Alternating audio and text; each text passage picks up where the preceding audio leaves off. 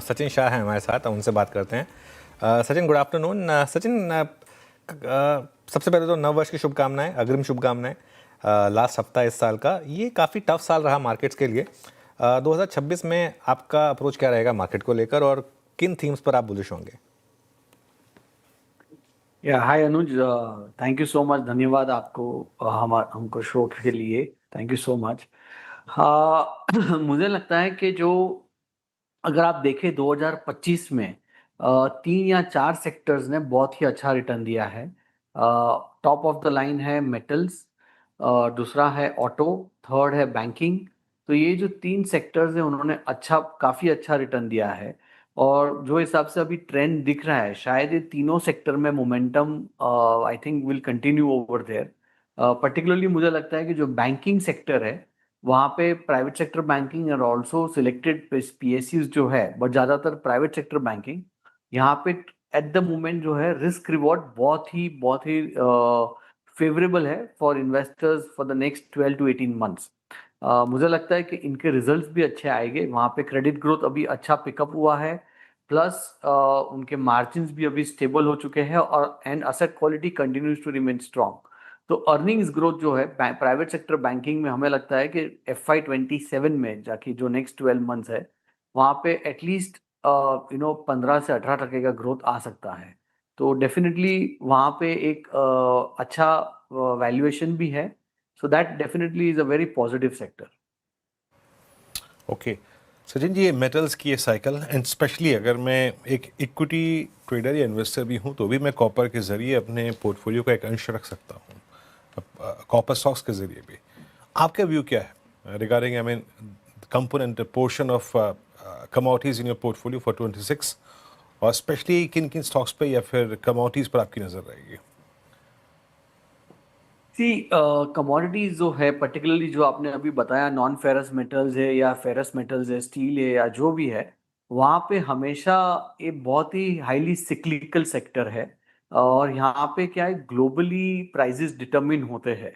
तो इन्वेस्टर्स को ये ध्यान रखना होता है कि इसमें आपका ट्रेंड जो है, प्राइस ट्रेंड है या जो भी है, ये ओवरनाइट चेंज हो सकता है because of certain global developments. So I would say that अगर आप long, because these are not secular sectors, these are not sectors which can do compounding returns for you over next 5, 7, 10 years. These are very short-term cyclical trades.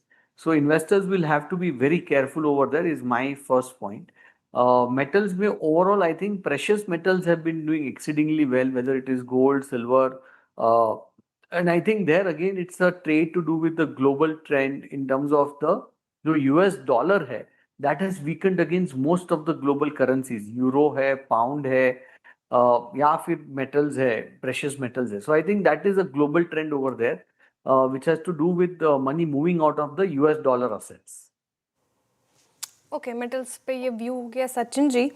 लेकिन PSU banks पर मेरा सवाल आपसे है, और जिस तरीके से आज रिकवरी को लीड किया है पीएसयू बैंक्स ने, ये स्पेस ने पिछले 1 महीने पहले बहुत ही शानदार रिटर्न्स दिए हैं।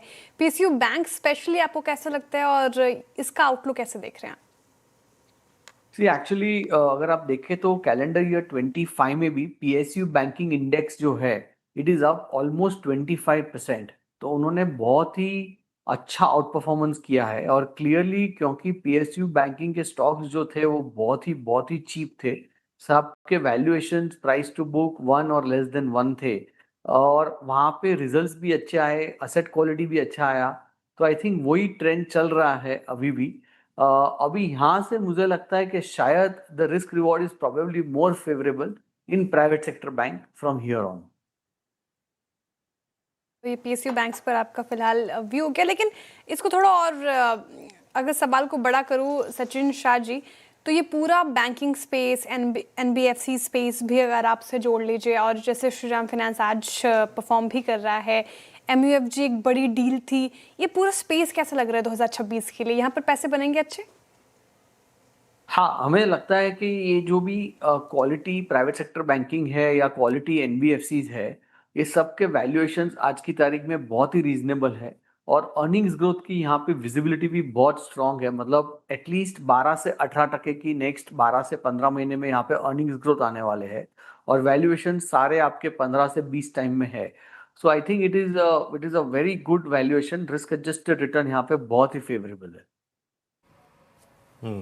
सचिन जी, एक दो स्पेस जहाँ पे स्पेशली CY25 के लास्ट क्वार्टर में अक्टूबर नवंबर दिसंबर में प्राइस डैमेज विजिबल था, that's I think hotel stocks और एक hospital stocks.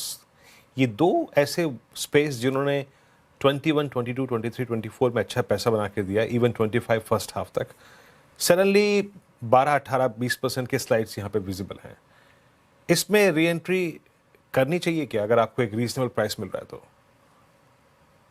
Ji, that is exactly the point, क्योंकि ये रीजनेबल वैल्यूएशंस में शायद अभी भी नहीं है, ये अभी भी बहुत ही एक्सपेंसिव वैल्यूएशंस है। Majority of the stocks in this sector, both hospitals and the hotels, यहाँ पे वैल्यूएशंस अभी भी काफ़ी स्ट्रेच्ड है। सेकेंड, अगर आप होटल्स में देखें तो वहाँ पे अगर आप होटलर्स से बात करते हैं, उनके मैनेजमेंट से बात करते हैं, तो थोड़ा सा उनको लास्ट क्वार्टर में स्लो डाउन दिखा है। occupancies have not been very high. Selected markets जैसे गोवा मार्केट है जो हमेशा हाई ऑक्यूपेंसी पे रहता था, तो वो शायद आपका अक्टूबर नवंबर दिसंबर में उसके ऑक्यूपेंसी वहां पे काफी कम हुई है relative to what it was last year. तो मुझे लगता है कि यहाँ पे भी वैल्यूएशंस का ही प्रॉब्लम है। हॉस्पिटल सेक्टर और होटल सेक्टर में वहां पे ग्रोथ तो आएगी, मतलब 10, 12, 15% ग्रोथ का इशू नहीं है, बट वैल्यूएशंस बहुत स्ट्रेच हो चुके थे और शायद अभी भी ये थोड़े से एक्सपेंसिव है। ओके सचिन जी, बहुत बहुत शुक्रिया, आप इस कार्यक्रम में शामिल हुए और सभी सेक्टर्स पे अपनी राय रखी। आपने कहाँ कहाँ आप वैल्यूएशंस के वाइज कंफर्टेबल हैं तो वो लाऊंगा। एंड एक बार फिर से आपको CNBC आवाज़ के परिवार की तरफ से अग्रिम शुभकामनाएं 2026 की।